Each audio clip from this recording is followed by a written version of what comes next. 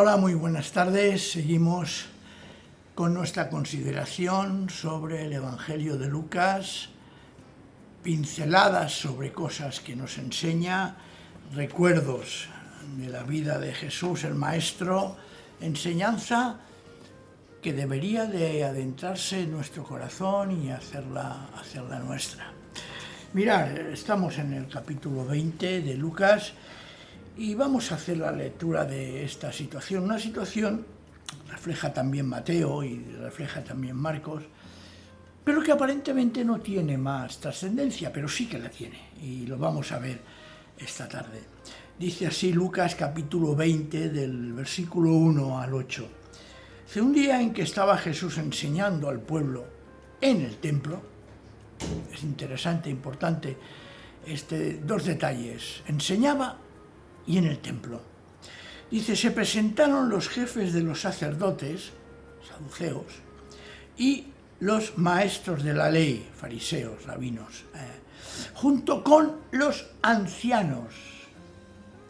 Y le preguntaron, fijaos, tres estamentos que formaban parte del ambiente religioso de aquella época del Señor Jesús, tres estamentos importantes y que van y le preguntan, dinos Jesús, a ver, explícate, ¿con qué derecho haces tú todo eso? ¿Quién te ha autorizado para ello? O sea, buscaban en Jesús un respaldo, algo, como diríamos hoy en día, una titulación, un título, algo que pueda refrendar aquello que tú dices que eres. Y Jesús les contestó, yo también voy a preguntaros una cosa. Es curioso, es como decirte, a tu pregunta voy a contestar con otra pregunta. Decidme, ¿de quién recibió Juan el encargo de bautizar? ¿De Dios o de los hombres? Es decir, es como si Jesús utilizase ese sistema que a veces nosotros utilizamos de pregunta a pregunta, poner, comprometer ante una pregunta o una cuestión que nos hacen, comprometer a los demás también. Dice, ellos se pusieron a razonar entre sí. Si contestamos que lo recibió de Dios, ellos piensan, reflexionan. Dice, si decimos que lo recibió de Dios, él dirá, ¿por qué pues no lo creísteis? Evidente. Si decimos que el bautismo de Juan procede de Dios, nosotros tenemos que creer en ese bautismo. Dice, y si decimos que lo recibió de los hombres, el pueblo en masa nos apedreará, porque todos están convencidos de que Juan era un profeta. Fijaos en qué disyuntiva se encuentran los religiosos de aquella época. Y la respuesta, claro, es escapatoria. No sabemos de dónde. Entonces Jesús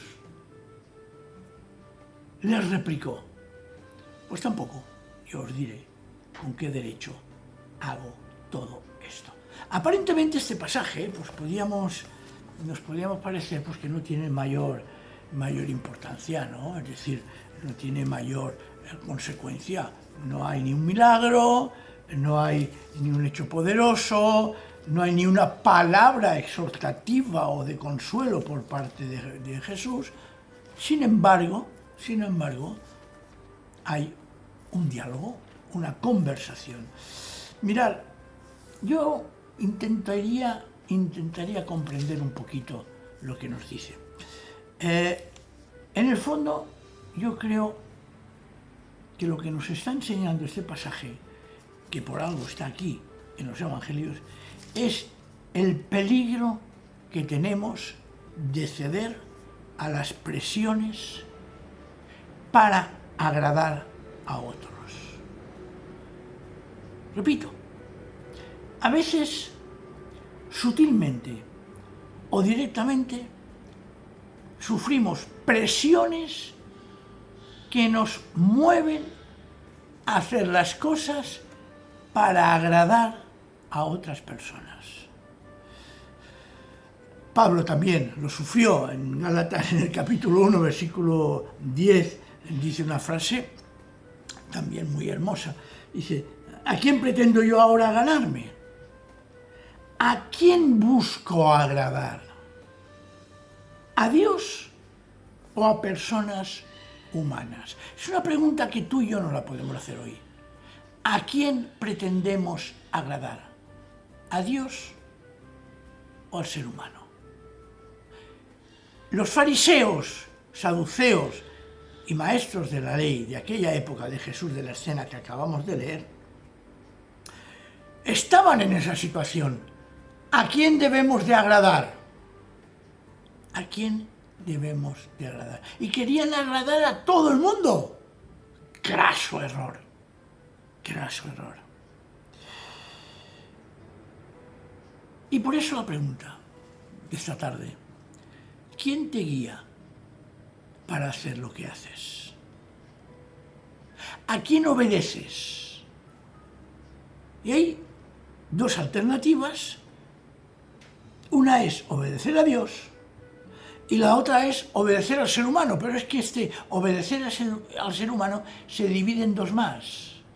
A los otros o a ti mismo. Es una respuesta que tenemos que hacernos todos nosotros con sinceridad. Porque realmente, si somos creyentes de verdad, si confiamos en el Señor, no tenemos la obligación de dar explicaciones a nadie, pero sí al Señor. Mirar, en las cosas del Señor no hay que tener vergüenza ajena. A veces, alguna vez en alguna predicación, y lo he dicho incluso en algún estudio bíblico con los hermanos, los creyentes hemos de ser unos sinvergüenzas. ¿Entendedme? No tener vergüenza de nada cuando sabemos que estamos haciendo la voluntad de Dios. Mirad, repito, no tengamos vergüenza ajena cuando hagamos la voluntad de Dios. No busquemos agradar a nadie más que al Señor cuando deseemos realmente seguir y ser discípulos del Señor. El hacer la voluntad de Dios no puede depender de nadie más, no puede depender de otros, solo ha de depender de Dios. Jesús por eso no contesta. Y sinceramente, no contesta. Porque muchas veces la mejor respuesta es seguir haciendo la voluntad de Dios con sencillez y silencio. Y entonces haremos callar muchas bocas. No hablemos mucho. No hablemos mucho. Si no es con nuestra propia vida, con nuestro propio ejemplo. No entremos en cuestiones que no sirven para nada, y lo dice Pablo también en otro pasaje. Se enfrascan en discusiones absurdas que no conducen a nada. Tampoco lo hagamos eso. Entrar en cuestiones que no sirven para nada. Hagamos como el Señor Jesús. Hagamos como el Señor Jesús. Te preguntan y responde con verdad, con tu vida, con tu propio ejemplo, con tu propia experiencia. No hables mucho si no es con tu propia vida. No entres en cuestiones que no sirven para nada. Haz y vive y pregunta cosas que hagan reflexionar a la persona o las personas que tienes delante. Vive. Vivamos la voluntad de Dios. Siempre. Con firmeza, con entereza, sin pensar en el qué dirán los demás.